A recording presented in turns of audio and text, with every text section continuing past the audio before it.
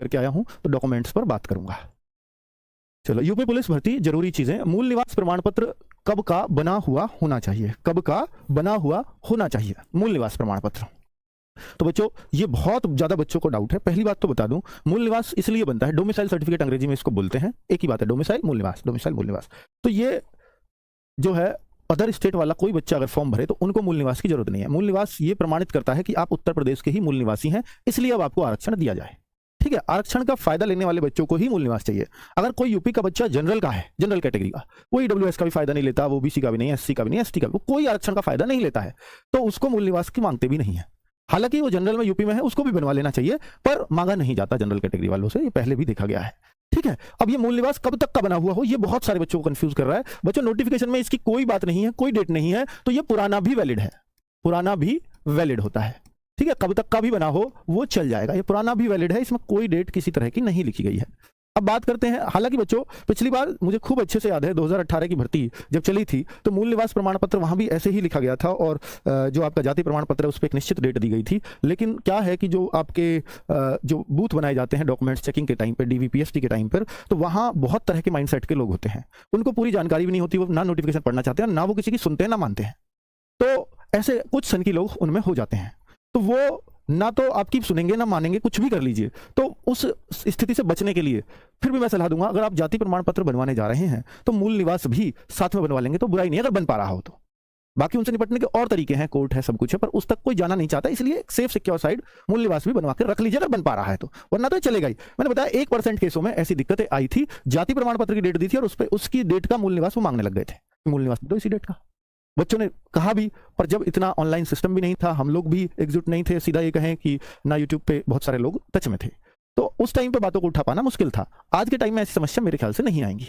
चलो, पर फिर भी अगर बन रहा हो तो बनवा लीजिएगा, मतलब एक सेफर साइड, पूरी तरह से सेफ साइड, तो ज्यादा बढ़िया रहता है। ईडब्ल्यूएस सर्टिफिकेट एंड ओबीसी कब तक के बने हुए चलेंगे?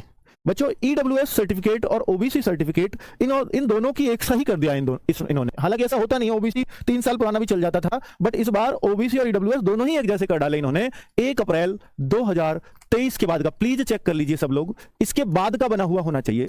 और बाद का भी ऐसा नहीं है कि आप डीवीपीएसटी से एक दिन पहले ही बनवा के ले जाओ, नहीं, 16 जनवरी यानी फॉर्म की लास्ट डेट आपकी 16 जनवरी 2023, इसके बीच का बना हुआ होना चाहिए, इससे पहले का और इससे बाद का। ठीक है, ये इस बीच का अगर बना हुआ होगा तो ही ये वैलिड माने जाएंगे। बच्चों, अब कल को फॉर्म की डेट बढ़ती है, ये मान लिया मैंने, फॉर्म की डेट बढ़ती है, तो क्या ये 16 जनवरी भी बढ़ सकती है? फॉर्म की डेट मुझे ऐसा लगता है पर्सनली, पता नहीं क्यों, कि डेट बढ़ेगी, अंतिम डेट बढ़ेगी, पर कोई नहीं। पर बच्चों, ये बढ़ेगी ये वाली या नहीं, हालांकि यूपी एसआई में भी ऐसा हुआ था, फॉर्म भरने की डेट बढ़ी और फिर उन्होंने वो डेट भी मानी जो फॉर्म की बढ़ी थी, उस तक भी अगर किसी ने जमा कर दिया तो वो मान लिया गया था। ठीक है, तो मैं आपको सारे उदाहरण दे रहा हूं यूपी के अब तक के जो चला है और जो दिया है उन्होंने, उस हिसाब से, मतलब वहां एक्चुअल में क्या होता है और ये डॉक्यूमेंट्स पे क्या लिखते हैं, दोनों बातों को तुलना करके बता रहा हूं।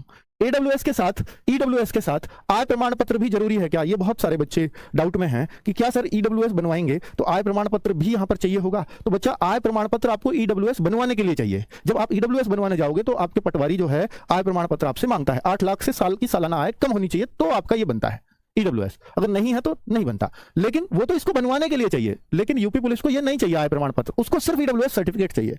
पटवारी देखेगा आय प्रमाण पत्र, तो वहां यहां जरूरत नहीं है उसकी आय प्रमाण पत्र की। ठीक है, क्लियर।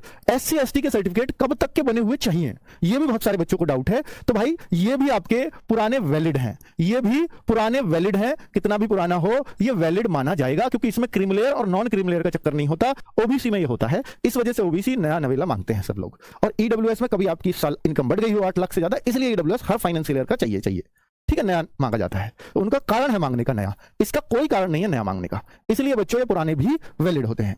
क्या ओबीसी सेंट्रल का चल जाएगा? ये बहुत बच्चों को डाउट होता है, क्योंकि ओबीसी एक ऐसा सर्टिफिकेट है जो सेंट्रल और स्टेट दोनों में बहुत डिस्प्यूट रखता है। तो बच्चा, क्योंकि कुछ जातियां ऐसी हैं जो सेंट्रल में जनरल में आती हैं और स्टेट में ओबीसी में आती हैं, एग्जांपल ले सकते हैं जाट।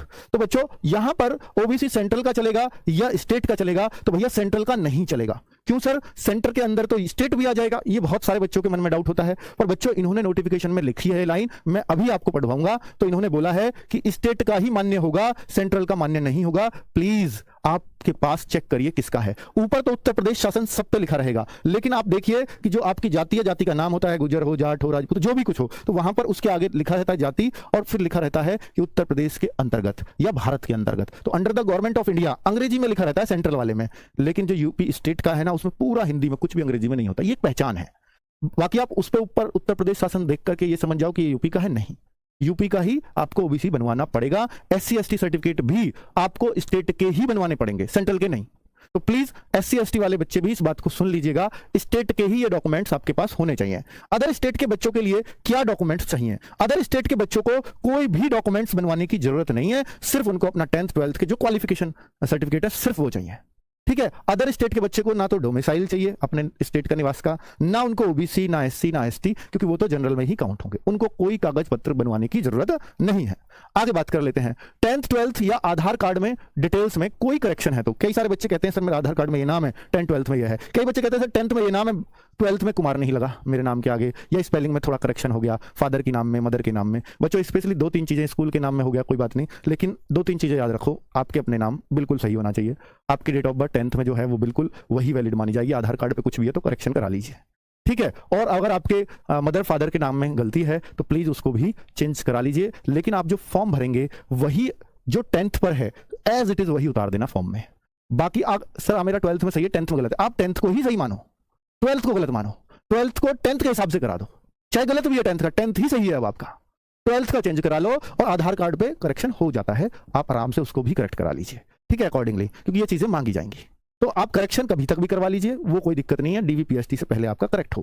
प्रेग्नेंट महिलाओं के लिए फिजिकल के लिए बच्चों ये व्यवस्था होती है प्रेग्नेंट लेडीज को कि उनको दौड़ाया नहीं जाता रनिंग के टाइम पे, उनसे रनिंग नहीं कराई जाती है, उनसे एक मेडिकल सर्टिफिकेट डॉक्टर का प्रेगनेंसी का दिखाना पड़ेगा, और जब उनकी प्रेगनेंसी फिट हो जाएगी तो वो जमा करना पड़ता है। भाई जब डिलीवरी हो जाती है कि अब डॉक्टर का सर्टिफिकेट बनता है 6 महीने बाद, 4 महीने बाद, या अब ये अपने फिजिकल एक्टिविटी के लिए परफेक्ट है, तो वो आप जाकर के भर्ती बोर्ड को देते हैं, फिर भर्ती बोर्ड अपनी सहूलियत के अनुसार एक तारीख दे देता है आपको, उस हिसाब से फिजिकल करा दिया जाता है। जहां 10, 20, 50 लेडीज इकट्ठी हुई तो वो उस टाइम पे आपका फिजिकल की इतने लोगों को डेट दे देते हैं, ठीक है।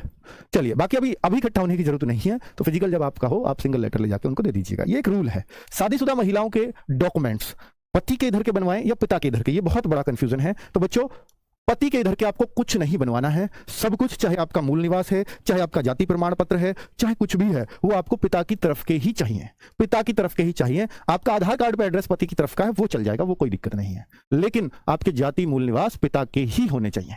उसका कारण है मैं बता दूंगा आगे अगर आपको पूछना है तो, ऐसा क्यों होता है, ठीक है, क्योंकि ऐसा इसलिए होता है कि कोई महिला जनरल की, और ये फिर उस चीज को भी प्रमोट करेगा कहीं ना कहीं कि जनरल की महिला एससी के लड़के से शादी कर लेती है, और वो ये सोच के कर लेती है कि अब मैं यूपी पुलिस में भर्ती हो जाऊंगी क्योंकि मेरे को अब एससी का फायदा मिल जाएगा, मैं पति की तरफ से सर्टिफिकेट बनवा लूंगी, ठीक है, एज का भी फायदा मिल जाएगा। तो ऐसा इसलिए ही होता है बच्चों, तो वो पिता की तरफ का ही ऑल लाइफ चलता है, इसलिए वो चेंजेस नहीं होते, क्योंकि आप जो माहौल आपको मिला है, जिसमें आप पले बड़े हो, जनरल के हिसाब से पले बड़े हो, तो आपको आरक्षण उस हिसाब से दिया जाता है, ना कि अब आप चेंज कर लो उस हिसाब से आपको मिल जाएगा, ठीक है। इसका कारण ये है। चलो अब आपको बहुत अच्छे से समझ में आ गया होगा, उम्मीद करता हूं। तो भाई पहला पॉइंट देखिए, ये सब नोटिफिकेशन से लाया हूं, पेज नंबर 13 से, जितनी भी बातें आपको बताई हैं सब नोटिफिकेशन के आधार पर हैं। पहला पॉइंट ये है कि भूतपूर्व सैनिक यानी जो एक्स सर्विसमैन हैं उनका अपने डॉक्यूमेंट्स रेडी होने चाहिए फॉर्म के भरने तक। ऐसा नहीं है कि मेरा डिस्चार्ज सर्टिफिकेट बाद में आ जाएगा, नहीं, वो नहीं चलेगा, ठीक है। दूसरा पॉइंट है कि वही बात जो मैंने बोली है, एससी एसटी की कोई स्त्री किसी सवर्ण मतलब जनरल से विवाह कर लेती है तो उसे विवाह के उपरांत भी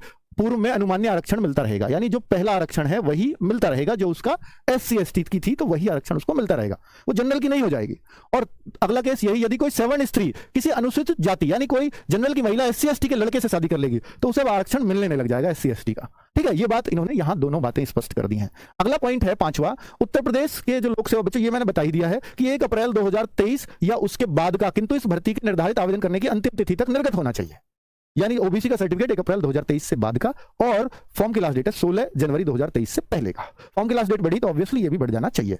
आगे बच्चों 6वां पॉइंट ये जो है स्वतंत्र सेनानियों के लिए है, और आगे 7वां पॉइंट है महिला अभ्यर्थी द्वारा आरक्षण के दावे हेतु पिता पक्ष से निर्गत जाति प्रमाण पत्र ही मान्य होगा। ये पॉइंट आ गया 7वां, जो मैंने बोला था कि पिता पक्ष से ही जाति प्रमाण पत्र चलेगा स्पेशली, ठीक है।